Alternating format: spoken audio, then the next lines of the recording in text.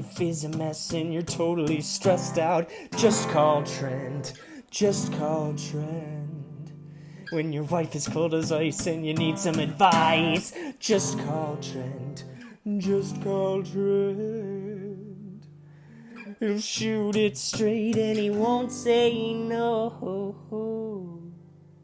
He'll just give you that advice and say, well, there you go. Oh, hello. Welcome to There You Go with Trent Mabry. I, of course, am your host, Trent Mabry. Today's episode of the podcast is a little different. It's a serious comedy edition, if you will. Normally on the podcast, we have my dumb comedian friends come on and they do characters and we read letters to Dear Abby and give people advice. But I was lucky enough to interview the very funny Jeff Altman. You know him from his over 40 appearances on Letterman. He was on The Tonight Show with Johnny Carson, a bunch of sitcoms, movies. We talk about him starting out at the Comedy Store, doing Johnny Carson. He tells a story about him doing magic in front of Muhammad Ali in his hotel room. A bunch of cool stories like that. I want to do more stuff like this along with the sillier episodes of the podcast. So I hope you enjoy it. Here's my talk with the great Jeff Altman. I just want to start by saying I grew up watching Letterman since I was like 12 years old, so like a couple weeks ago. But I always got excited when I saw your name on the lineup, because I always knew you were going to deliver. And I can't thank you enough for doing this for me. So thank you, Jeff. My pleasure. Yeah. So where'd you grow up? I grew up in Syracuse, New York. Not the greatest place in the world to grow up if you hate snow. But I grew up there, went to high school there, graduated high school, went to school. Later on, went to college where there was some confusion over a grade point average. But I cleared that up and left. Yeah. And then I went out to California in 1974 when your parents were just going, geez, do we want to have children? Exactly. And when did you realize you wanted to start doing comedy? I don't know. I think when I was a little kid, really. I always liked making people laugh ever since I can remember. Mm-hmm. And, that went through high school and college. And then I went out to the West Coast to try to form a career around a place called the Magic Castle. Mm-hmm. In Hollywood, California, which is a very famous private club for magicians. Right. And I thought somehow I could eke out a living either doing magic for people, card tricks, or telling jokes. And then one night I got up at the Comedy Store and, I did okay. And they asked me to come back. This is before there were any Monday nighters. Oh, really? Yeah, there was no one left to go on a Saturday night. And I asked the owner, I said to Mitzi Shore, I said, Mitzi, can I go up on stage? She said, what's your name?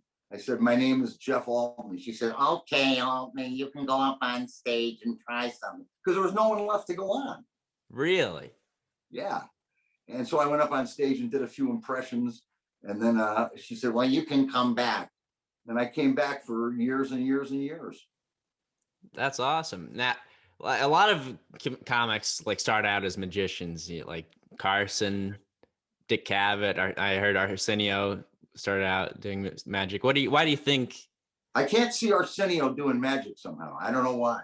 I just heard an interview with him. I found that interesting too. Yeah, I bet he's good.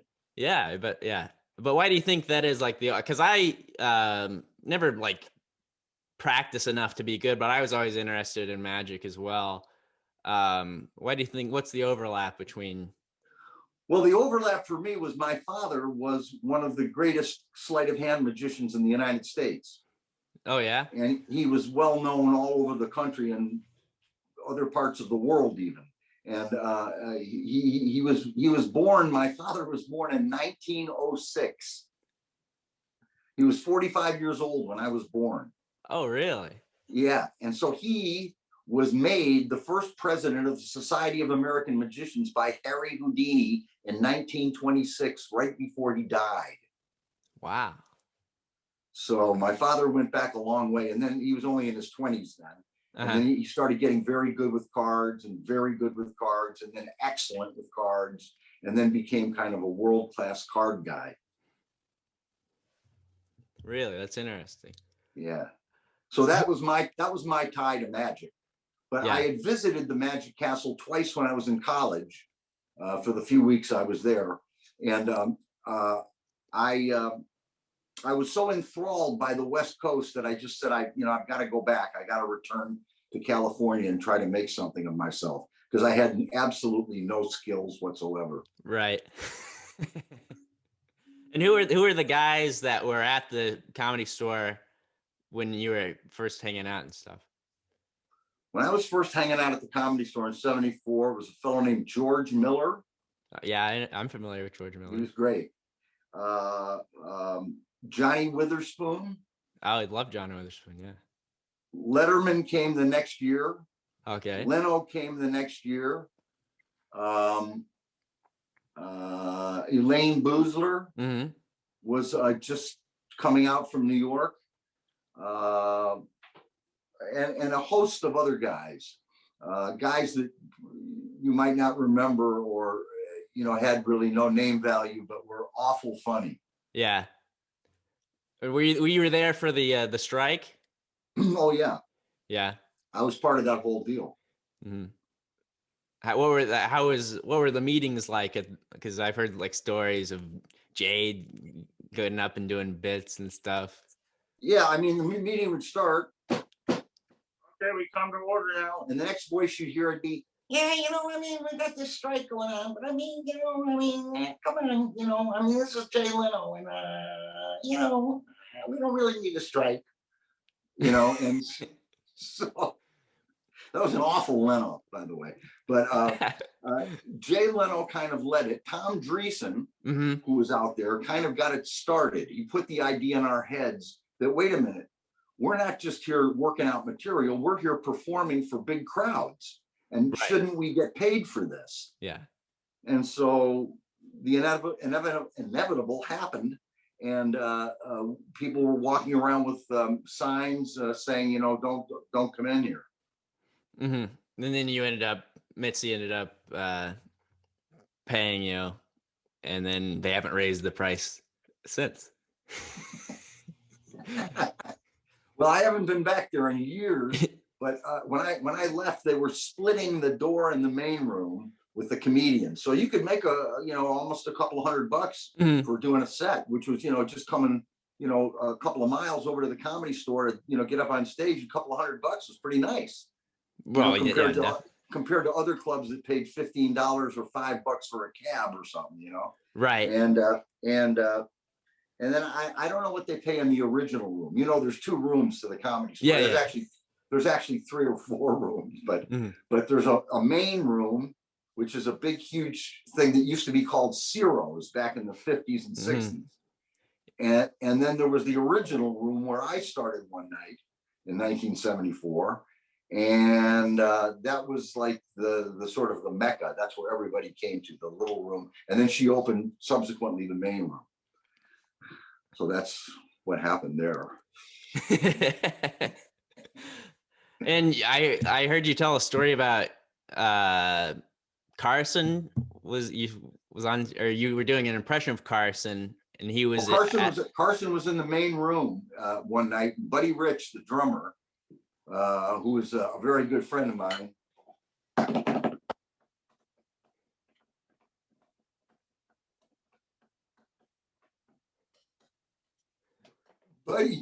Buddy was a good friend of mine, and he was playing in the main room, and he why did I just do that?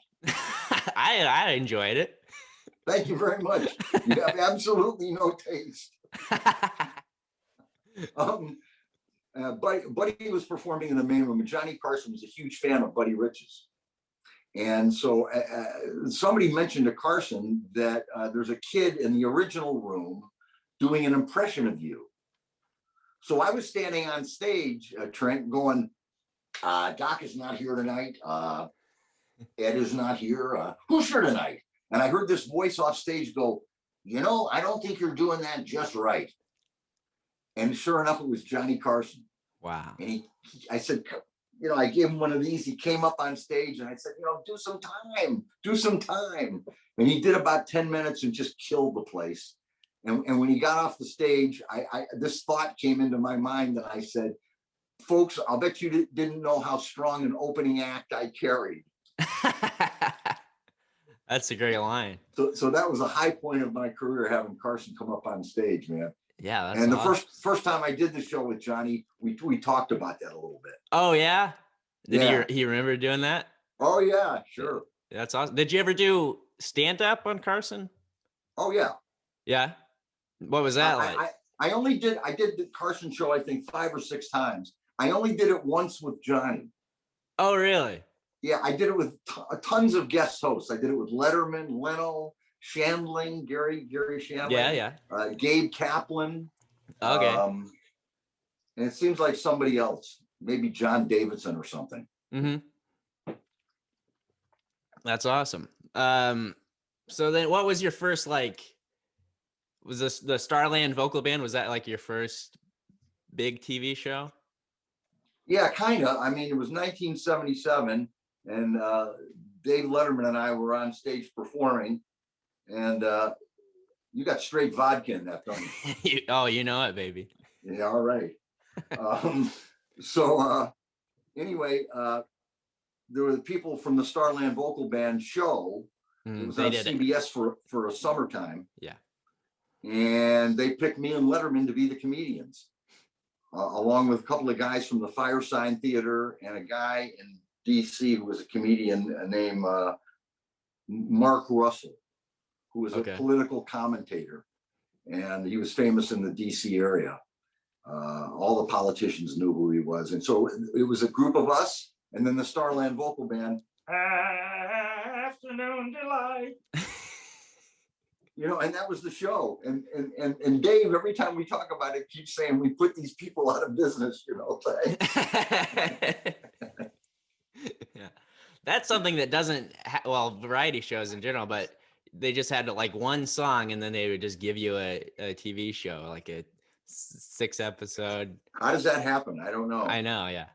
I wanted to ask you before we get off the Comedy Store and stuff. I heard you tell a story about you were in Mitzi's office with Richard Pryor and Chevy Chase. Would you mind telling that story?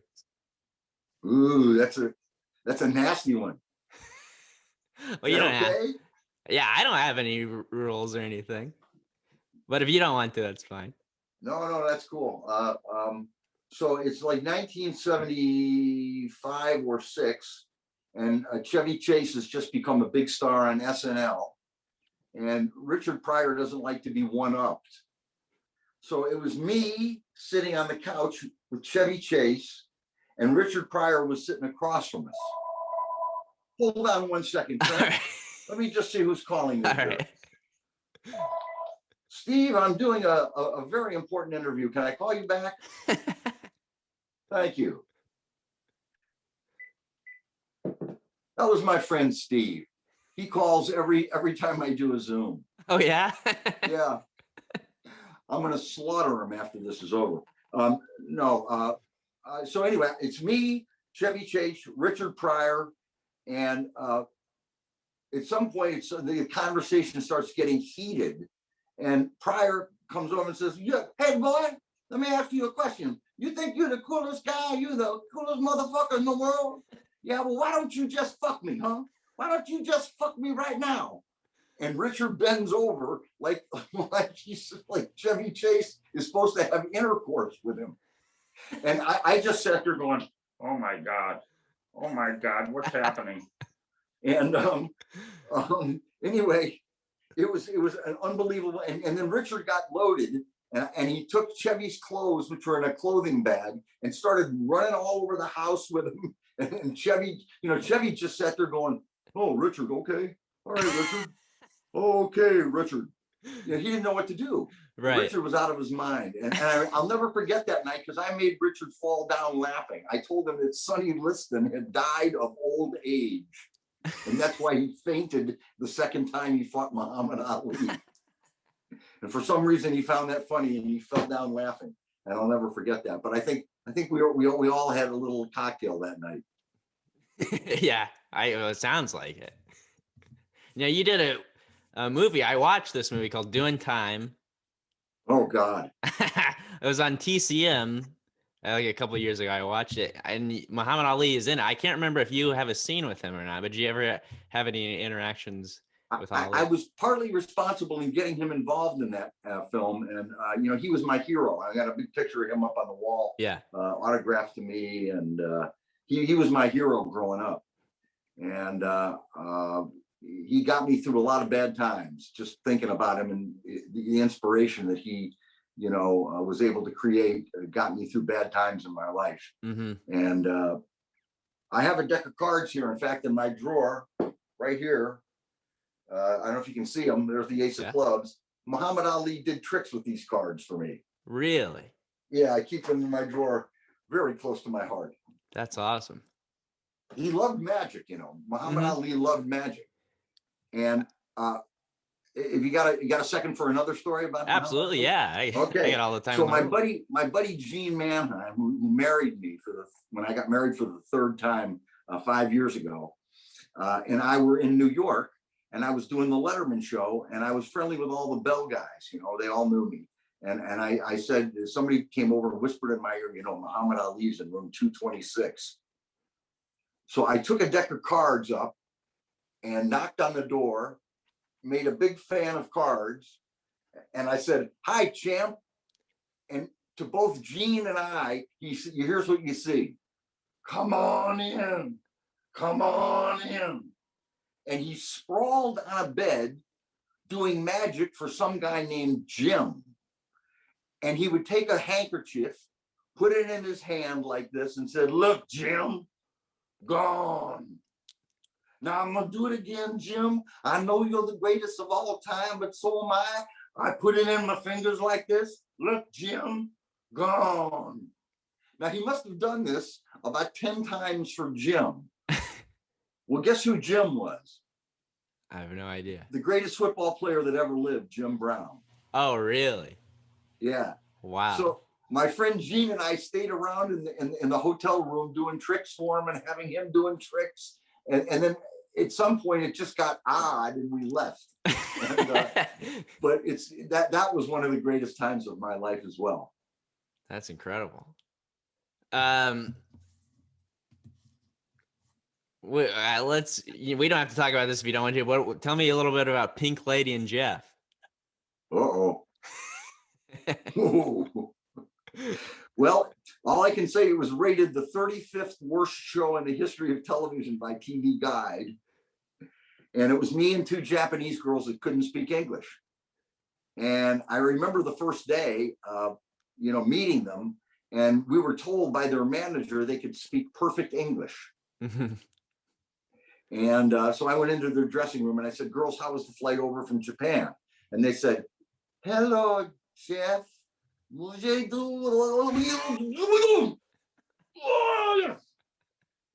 And that was it. They could not speak English. Right. And so I did a television show for, I guess we only did 6 episodes before they canceled it. But I got to work with some great people doing that show, actually. Yeah, you had Jerry Lewis on. Jerry Lewis, Sid Caesar, and others. Larry Hagman came on the show. Yeah, Hugh Hefner, I saw. Yeah, we had tons of great guest stars and stuff. What was Jerry Lewis like? He's real funny. Mm-hmm. He's really funny. This is when he was not an old man. He was probably in his late 40s or 50s when I did this show. And I remember him coming into the dressing room and he started coughing. I mean, violently coughing. And people were looking around in my dressing room going, "Is this guy okay?" And as he's he pulls out a cigarette, lights it, and immediately the coughing stops. That's funny. It was very funny. It was a really funny sight gag. That's awesome. And you had Jim Varney was a cast member. We were so lucky to get Jim Varney, man. He was one of the funniest comedians that I ever saw. Yeah. He was around when I went out to the Comedy Store in '74. Oh, I didn't know he did stand-up. That's what I'm saying. He was one of the great stand-ups of all time. He had some Really? routines that you just could not forget. You couldn't get them out of your head. He would do this routine about a guy named Mistake. He was the son of some big stupid guy, and Mistake would just sit around the house all day going, "Hey Mom, what time is it? Make some fudge. Is Zorro on? What time is it?" And he kept this up. And by the time he said, "What time is it?" about the 9th time, the audience was on the floor.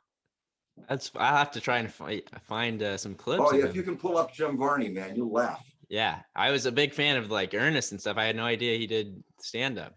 Yeah, he was a great stand-up.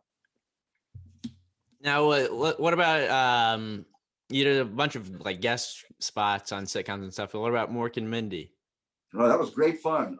Robin was a buddy, and he asked me to come on, or they asked me to come on the show and play a reporter who was the guest star of the episode. And I was supposed to discover that Mork was from another planet. And we had a semi-famous scene where I was walking around the apartment looking for clues, and he was following me exactly behind me. Every motion, he was just so talented. He had so much facility; he could do anything. And we had a great time that week. Yeah, I bet it was a lot of improv. A fair amount, not for me so much as from Robin. I mean, I could do improv, but I didn't. I just stayed with the script. But of course, Robin used to go off script and say some very funny shit. Right. Well, and you did two movies with Rodney Dangerfield, and you also did one of his like young comedian specials. Right. Were you close with Rodney? I wouldn't say I was close with Rodney. I knew Rodney pretty well, and he knew me, but we were never really, I would say, close friends. Although I have a close friend who was maybe his best friend, whose name is Harry Basil, who runs the Tropicana out in Las Vegas, the Laugh Factory out there. And Harry was very, very close to Rodney, wrote some of his films and directed some of his films. That's awesome. But I'll tell you this about Rodney. He could turn a club over, man, faster than anybody I've ever seen in my life. I mean, he would walk on stage, and within 5 minutes, the audience was vomiting with laughter. Mm-hmm. He was just, awe-inspiring. Yeah, I wish I could have seen him live. I'm a huge fan of Rodney. I'll tell you, my father used to send me out on Halloween, as is. Okay, all right. Give one of these. Okay, all right. Do you remember the lineup for the special you did? That was pretty strong, if I recall. Yeah. I think it was me, Robert Townsend, Mm-hmm. Seinfeld, a kid from New York who was real funny. Maybe Bob Nelson, maybe. Yeah, Bob Nelson, man. He and I were good friends. He would crack you up. Yeah. And somebody else, I think Roseanne Barr was in there somewhere. It says Roseanne and Sam Kinison. Was Sam on mine? That's what it says. I don't remember Sam on mine, but okay. Maybe. Yeah. I mean, Sam and Rodney were close friends. Right. He would come in the Comedy Store, Rodney, late at night, and just keep going, "Hey, where's Sam? You see Sam? Where's Sam? Okay." And you probably didn't want to know where Sam was. Not particularly. Yeah. But I feel like if Sam was on, you would probably remember if he was on your lineup. Yeah, he may very well have been. I'm not positive about that. Mm-hmm. We when they tape a special, everybody's staggered, and you do your time, and then you wait half an hour for them to reset cameras, get better shots, better lighting, mm-hmm. and then the second guy goes on, and the third guy, and by the time the fifth guy was on, I was already in Kansas City. And Rodney wanted you to go on first. Yeah, and we argued about that. I said, man, I don't want to go on first. I said, I try to be a cleanup hitter if I can. Right. And he said, no, man, I'll tell you, go on first. It's great. Well, they'll love you. They'll love you. And I think he even refers to that when you see it. He goes, here's a guy who's a big, big guy or some shit. I don't know. Yeah, I watched that last night. Yeah. It's very funny. Well, yeah, it was okay. I was watching the Sweet and Meaty, the like half hour special you did. From that club in Atlanta. I believe so. Yeah. Yeah, that was okay. I enjoyed doing that. Yeah, that was fun. That was actually a good piece of me back in 1990, 30 years ago, 31 years ago. That's kind of what I did. I loved it. It was very funny. The Uncle Carl.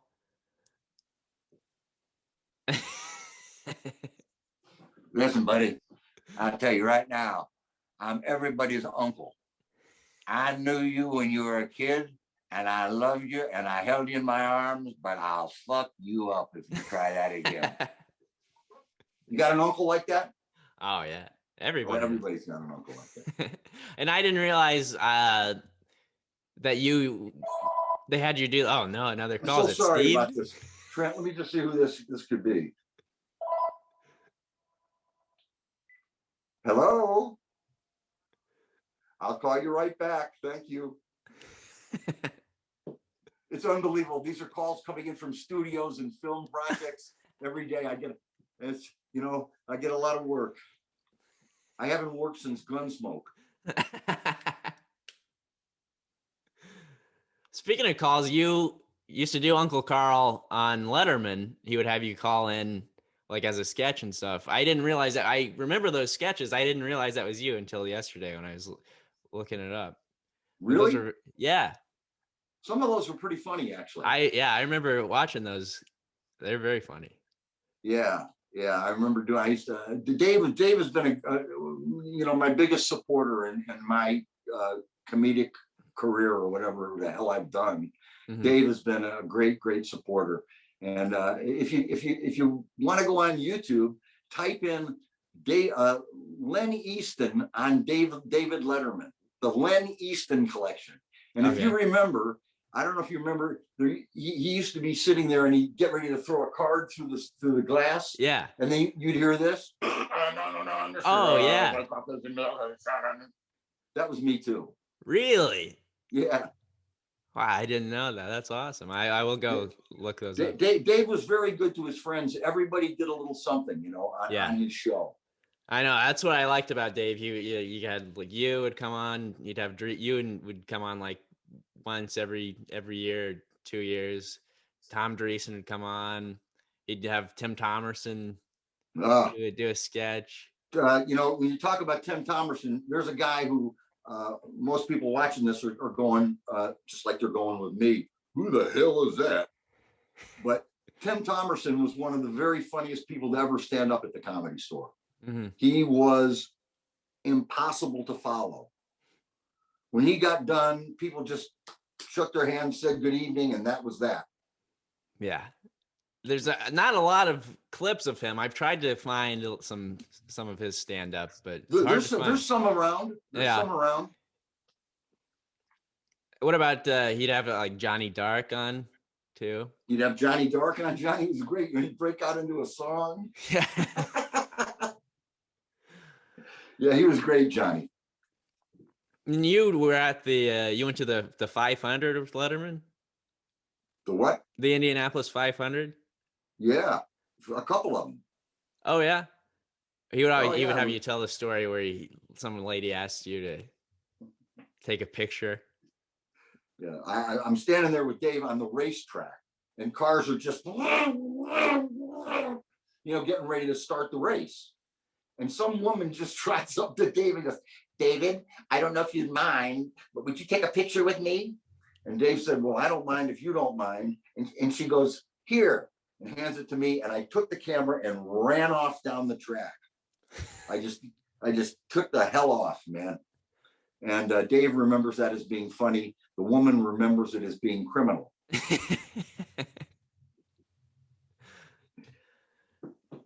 How, like, Dave seems like kind of like a hard guy to get to know from what other people I've heard, but I assume before he got big, it was easier to get close to him. Don't you think? Like, it's easier to be friends with him now, or when he was first starting out, like you could befriend him. Well, let me say this: Dave is Dave. Dave Right. is never not Dave. Yeah. There ain't a sweet Dave and a sour Dave. There's not a good Dave and a bad Dave. Dave is Dave. What you saw on TV is pretty much Dave. Mm-hmm. And if I were to call him on the phone right now and he'd pick up the phone and go, "Hello, this is David Letterman. Dave, Jeff Altman here." "Oh, Jeff, how are you?" You know, it would sound like we hadn't talked in years. But Yeah. And then we get into something more informal.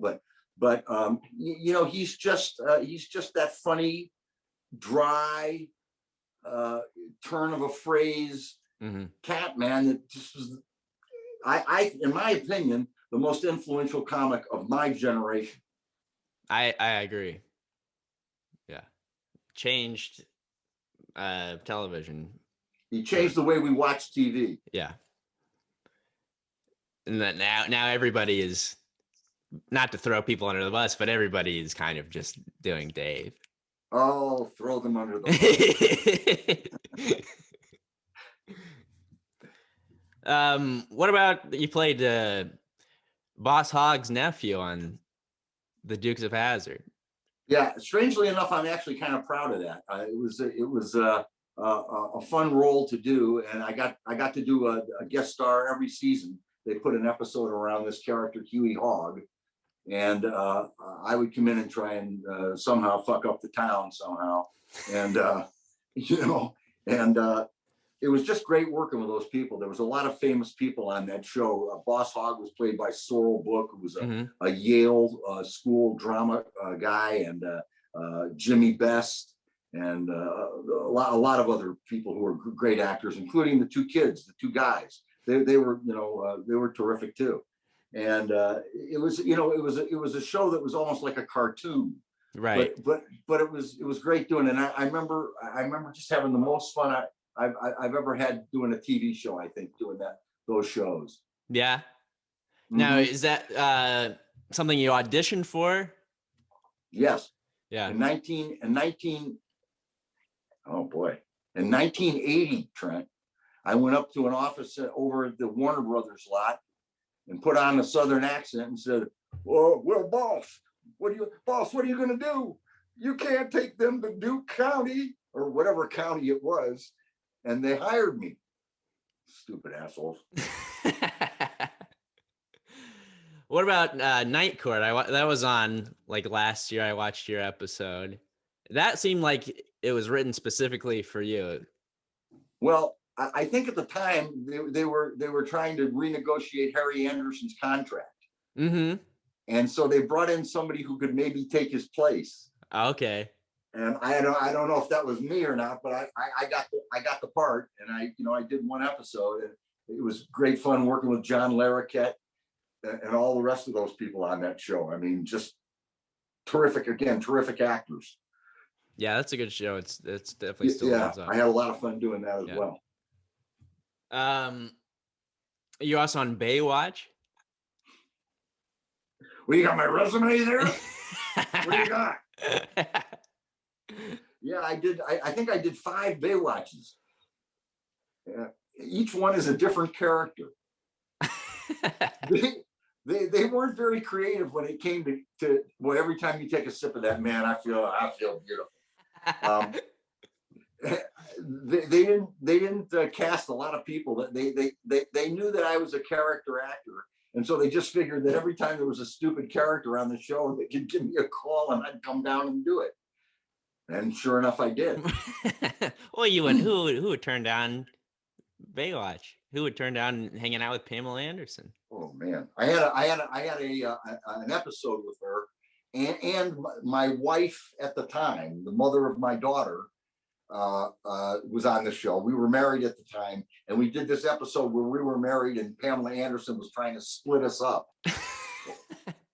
And I never had so much fun. I bet. How much preparation would you put into like a spot on Letterman? A lot. Yeah. Towards the beginning, I didn't. When I was first on the show, I didn't. And then one night, Leno said something to me. He goes, Mr. Altman, I mean, you got to have a little more prepared when you go on those shows. I mean. And so I really thought about what Leno told me. And then David had a conversation with me. And that was back about 1983.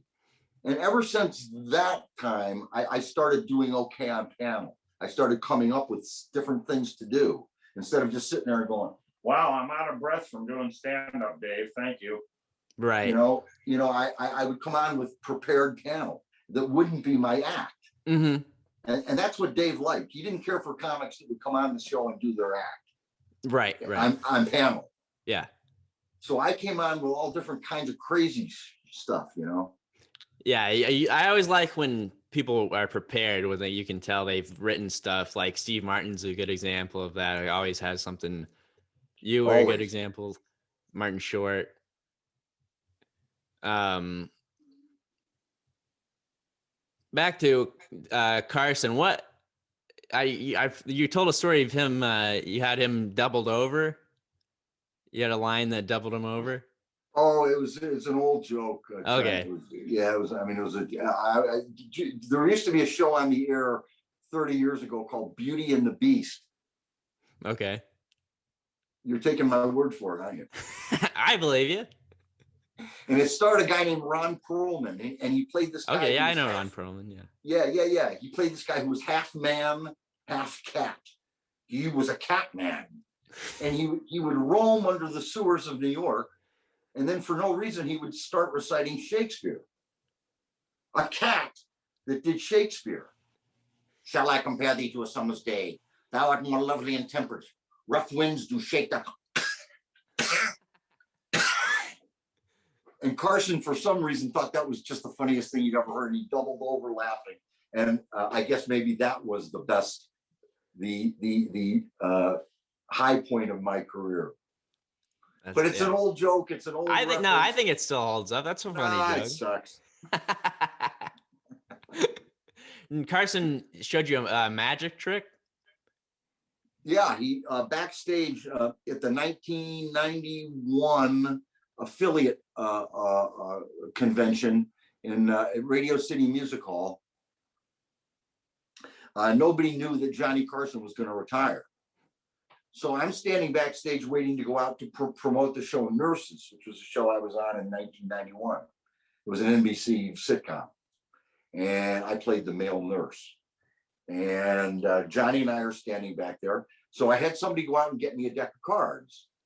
And I did this little card move. And I said, well, what do you think of this, Johnny? Look at that. And he said, why don't you come on back here and let me show you what I do?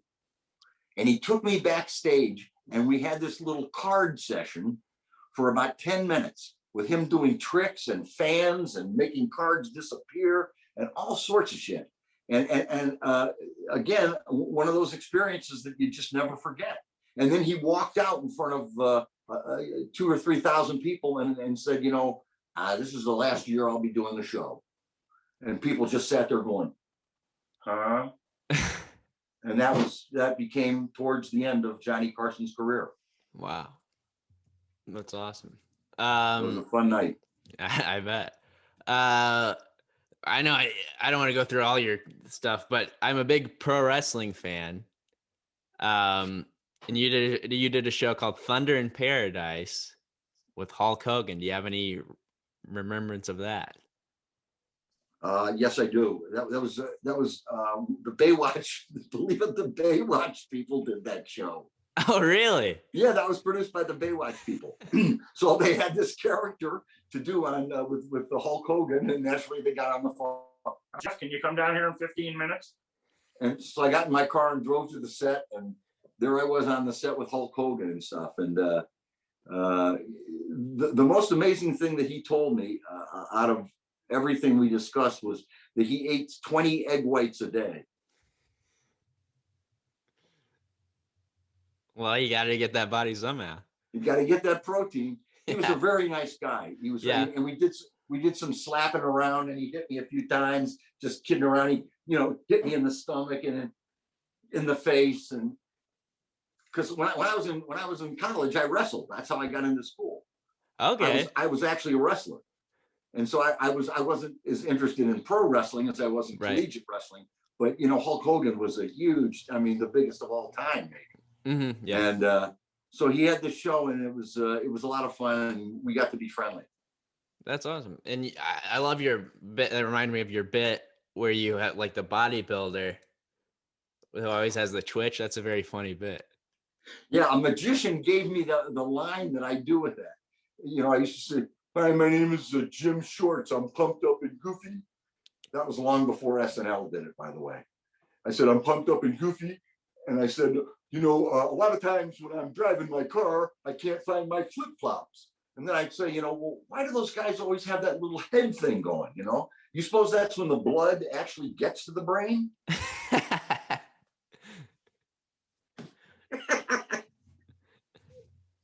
So now you're officially retired from doing stand-up now. I have retired from the comedy stage. People watching right now are going, "Thank Christ, man. Thank God. I couldn't listen to this shit another minute." Well, no, I stopped doing it. There's no reason to do it anymore. I kind of did what I was supposed to do. Right. And, I'm 69 years old now. And, there's when I started off, Trent, there were maybe 300 or 400 people in the country that did stand up. Mm-hmm. That was 100 guys that were making good money, 50 huge stars, 100 guys starting out, and then a couple of hundred new guys, of which I was one. And that was it. Yeah. 300 or 400 guys, period. Now, if you go into a Denny's late at night and say, "Hey, are there any stand-ups in here?" 4 people will rise. Right. Yeah. There's just so many. It's just the competition is huge. And I can't do the same act that I used to do when I was, 35 years old. It just, I smash my head on a bar stool and fall down and all the crazy shit I used to do. I can't do, I could do it now, but, people would go, "Christ, is she hurt? Is she all right? Call 911. So I decided to, like a number of my friends, step down from the comedy stage. Right. Yeah, I respect that. And now are you doing magic? You're touring with magic? Yeah, I learned a great deal from my father when I was growing up about cards. And then when I came out to Hollywood and visited the Magic Castle, I made friends with a lot of people who were great. The guy who called me on the phone just now, his name is Steve Freeman. He was the best card man of my generation. He did stuff with cards that people would just stand there and go, "That's impossible." And so I owe him a phone call. But it was amazing. It was really amazing. When I got out to California in 1974, there were many magicians still alive then who were famous from the 20s, 30s, and 40s, and 50s, 60s. And one of them was Di Vernon. Okay. And Di Vernon was considered the professor, the dean emeritus of magic, and probably the greatest sleight of hand artist of the 20th century. And I got very close to him, as did Steve Freeman and others who came out around the same time. So it became part of magic became a big part of my life. I just never approached it professionally. Mm-hmm. And now, since I've been here in North Carolina, where I live, I have approached it professionally, and I've done a few corporate conventions and stuff like that. Cool. And you're gonna when stuff starts opening up, you're gonna do more gigs and stuff like that. Try to get some more gigs. Yeah. Yeah. Sure. What brought you to North Carolina? I was performing in Las Vegas, and this girl, who was one of the hot girls in high school that you never got near because she was like, "Hi, I'm sorry," one of those. Yeah. And so she called me and said, "I'm coming out to Las Vegas with my daughter. I understand you're performing. Can I come see your show?" I said, "Well, of course, I'll put tickets aside." Well, she came to my show. We went up. It was May 20th, 2015, and it was Dave's last night. Oh, really? Yeah. So we watched it together on TV, and one thing turned into another, and the next thing I know, we fell in love, and I moved to North Carolina to be with her. I had really, really had enough of Los Angeles. Mm-hmm. I mean, Los Angeles was spectacular in 1970s, but by the time 2015 rolled around, the traffic was so heavy it would take you 3 hours to get to the airport. Yeah. So I had enough. Yeah, so here I am in Raleigh, North Carolina. And you're enjoying it? Yeah. Having the time of my life. That's beautiful. Now, would you mind showing us a magic trick? Yeah, I know you wanted. Can you see the cards, Trent? Yeah. Yeah. Can you see the card? Yeah. This is a regular deck of bicycle playing cards. I'll spread them out here so you can see them. And they're different on the faces because that's the way they make them, and the same on the backs. But I'll shuffle the cards so you can see them being shuffled. I'll shuffle them actually face up. Can you see the cards? Yeah. Okay. I'll mix them face up. You can see them being shuffled. I'm really mixing the cards. And for the magicians who are watching, I'll shuffle them face down. And if I do this and this and this and this, sure enough, you get an ace. I'll do that one more time. The ace is going to fly out of the center of the deck like a little birdie. Watch. Ace number 2 comes out of the deck. And sure enough, that's ace number 2. I'll find ace number 3 face up. Watch. The third ace is right over here. That's the ace of clubs. And the last ace is the hardest ace to find, Trent. I'm going to pull it right out of the center of the deck.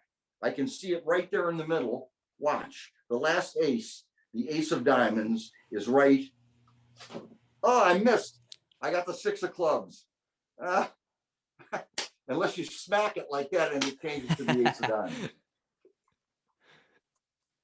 Wow. I love it. That's what I do to keep myself busy. Yeah. Well, thanks for doing this. Before we wrap up, which is my last question. What's one thing you know now that you wish you had known when you were first starting out? Watch out for your temper if you have one. Okay. Hold on to your temper. Don't do what I did on the show Nurses. And they sent me a page of dialogue with the same jokes week after week after week. And finally, I just said, I can't do this shit, and sent it back to the writers. Well, next year I wasn't on the show. Yeah. You have to know your place. You're an actor. You're there to read lines, keep your mouth shut, and do what you're supposed to. And I think if I had it to do over, I would have kept my mouth shut more. Mm-hmm. Unlike what I've done today. No, thanks for doing this. This was a lot of fun, Jeff. I really appreciate it. Trent, who else has been on the show? Well, you're like the first big guest I've had. Normally, I don't do a serious interview. I usually have like guests come on and we like read an email like Dear Abby kind of, and or I'll have like other comics come on and do characters and stuff. But I wanted to try something different. Well, I'm flattered. Thank you very much. I enjoyed myself immensely. Thank you so much. Thank you. We appreciate it. Okay, Trent. Good talking to you. Nice talking to you. Hey baby, I hear the blues are calling. Tossed salads and scrambled eggs. Mercy. And maybe I seem a bit confused. Yeah, maybe. But I got you pegged. But I don't know what to do with those tossed salads and scrambled eggs. They're calling again. Scrambled eggs all over my face. What is a boy to do? Mabry has left the building.